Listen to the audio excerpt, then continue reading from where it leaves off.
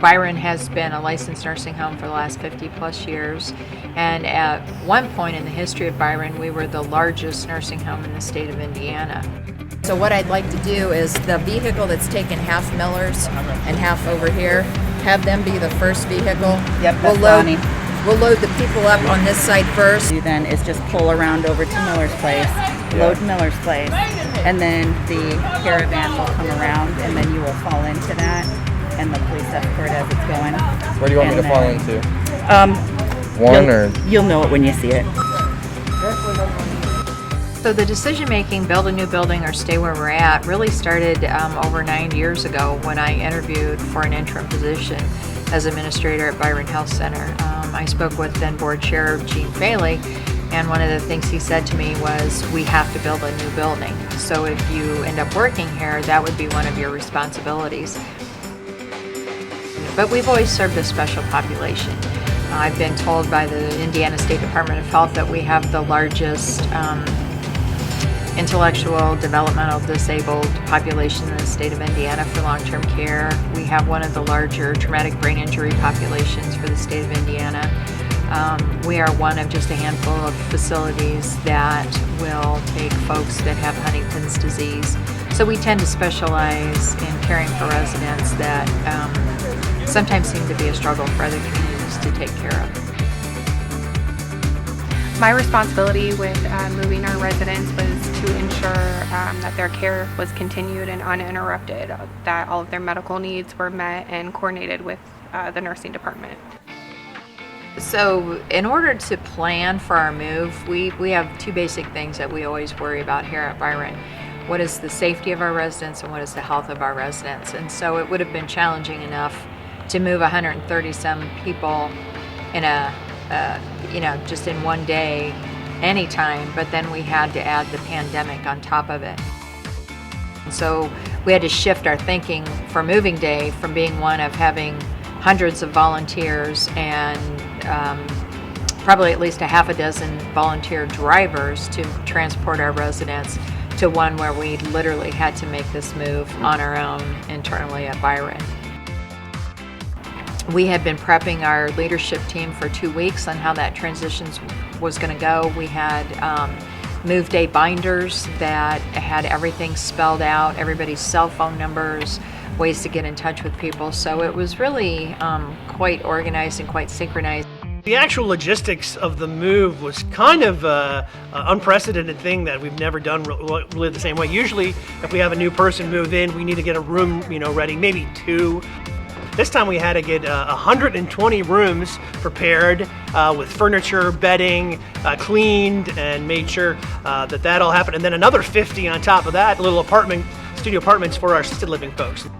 My task was to make sure that everybody was moving along. I was the last to leave the residential side. I made sure everyone got onto the buses that they were to go on, that they got their pillows, that they got their suitcase, that the important things were done.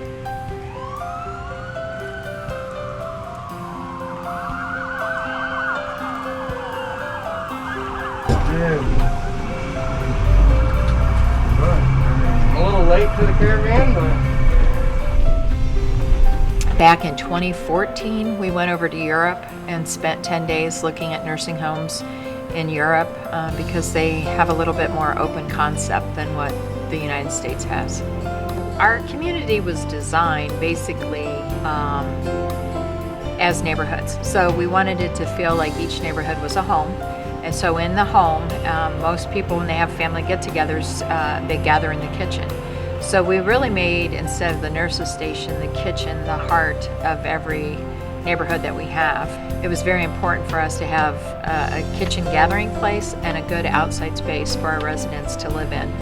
Not just a little tiny courtyard that you could claim was an outdoor space, but actually a space for our walking path in each of our courtyards. So we have 4 distinct courtyards, each have a walking space, and I was sent pictures over the weekend of residents sitting out in the sun, enjoying the outside, which they would have never gotten to do unless it was a special event like one of our picnics, but they never would have gotten to do that in our old community.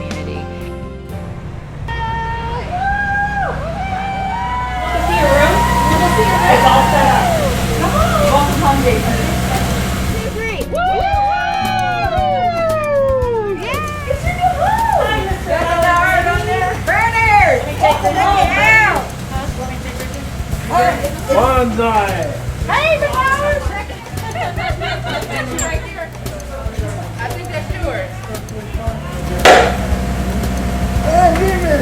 My role in moving the information systems infrastructure across town was making sure that we had systems running in both places. Me and my staff continued through the whole day, just assisting in each neighborhood, get residents familiar with their new surroundings. I love it. It's beautiful. This is the most beautiful place I've ever been. I appreciate the staff at Byron for helping me out so much. I love everybody. I love you guys so much. I mean, I have my own microwave, my own refrigerator. I've got a beautiful bed. I've got my own shower. I got my own necessities. They did a great job of moving me and getting all my stuff together. My TV is beautiful. Just that the team is so strong. I've never worked with a team like Byron before. The day of the move, when the residents got here to the new building, they were very excited. There's some very dedicated team members here at Byron, so we couldn't have done it without them. Just, it's a good place to work. While I wouldn't want to do it again, it went very well. I think a lot better than everyone expected. So move day ended up a big success. Everyone did their part. Everything went well. From planning to executing, everything went beautifully.